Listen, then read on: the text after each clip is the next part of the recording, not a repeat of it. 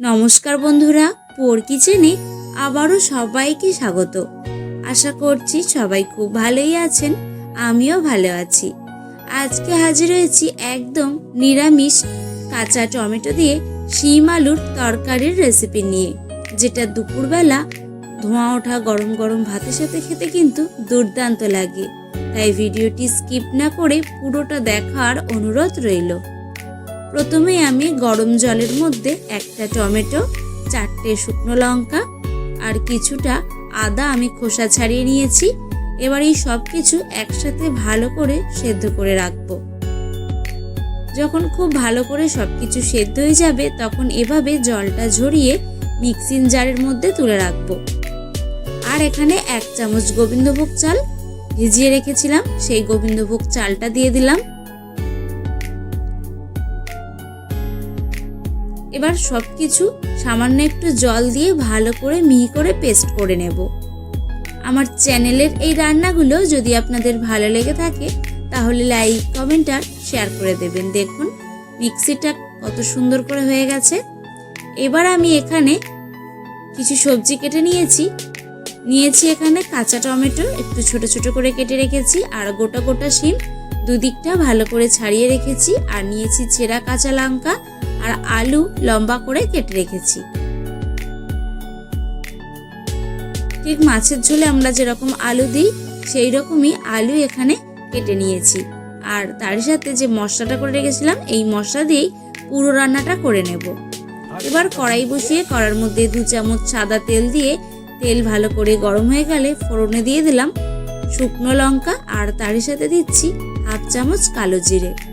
এবার ফোড়নটা থেকে সুন্দর গন্ধ বেরিয়ে এলে বেটে রাখা মশলাটা দিয়ে দিলাম, আর তারই সাথে দিচ্ছি স্বাদ মতো লবণ, 1 চামচ হলুদের গুঁড়ো, আর দিচ্ছি 1 চামচ ধনের গুঁড়ো। এবার সবকিছু একসাথে মশলাটাকে ভালো করে কষিয়ে নেব যতক্ষণ না মশলা থেকে তেল ছাড়ছে। আপনারা তো নিরামিষ দিনে অনেক রকম রান্না বানিয়ে খেয়েছেন, একবার এই রেসিপিটা ট্রাই করে দেখুন। গরম ভাতের সাথে কিন্তু খুবই ভালো লাগবে। মশলা থেকে তেল ছেড়ে দিয়েছে, এখন আমি দিয়ে দিচ্ছি কেটে রাখা সমস্ত সবজিগুলো। কাঁচা টমেটো, আলু, শিম সবকিছু একসাথে এবার মশলার সাথে কষিয়ে নেব। আর গ্যাসের ফ্লেমটা কিন্তু এই পর্যায়ে একদম মিডিয়াম টু লোতে রেখে দিতে হবে। দিয়ে পুরো মশলাটা আর সবজির সাথে একসাথে নাড়াচাড়া করে কষিয়ে নিতে হবে। এই সবজিটা বানানোর জন্য আলাদা করে সবজিগুলো ভাজার কোনো প্রয়োজন নেই। এইভাবে মশলার সাথে কষিয়ে নিলেই কিন্তু সবজিগুলো খুব সুন্দরভাবে কষানো হয়ে যাবে আর ভাজাও হয়ে যাবে।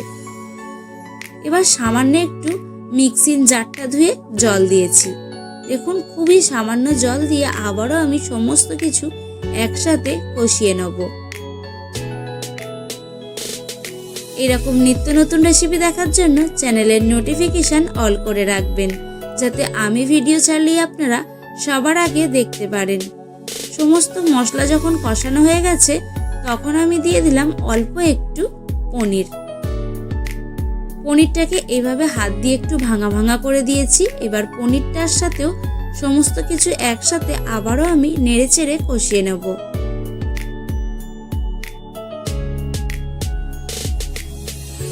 দেখুন সবকিছু কিন্তু খুব ভালো করে কষানো হয়ে গেছে, আর সবজির কালারের রংটা কিন্তু অল্প একটু চেঞ্জ হয়ে গেছে। এখন দিয়ে দিলাম পরিমাণ মতো জল। এবার পরিমাণ মতো জল দিয়ে খুব ভালো করে নেড়েচেড়ে মিশিয়ে নেব। এবার আমি ঢেকে রান্না করে নেব মিনিট 20 মতো। মিনিট 20 পর ঢাকা খুলে দিয়েছি। দেখুন তরকারিটা কিন্তু এখন হয়ে এসেছে। তাই আমি নামানোর আগে কয়েকটা চেরা কাঁচা লঙ্কা দিয়ে ভালো করে আবারও নেড়েচেড়ে মিশিয়ে নামিয়ে নেব। আশা করছি আজকের এই নিরামিষ শিম আলুর তরকারিটা আপনাদের একটু হলেও ভালো লেগেছে। যদি ভালো লেগে থাকে লাইক, কমেন্ট, শেয়ার করে দেবেন। ভালো থাকবেন, সুস্থ থাকবেন।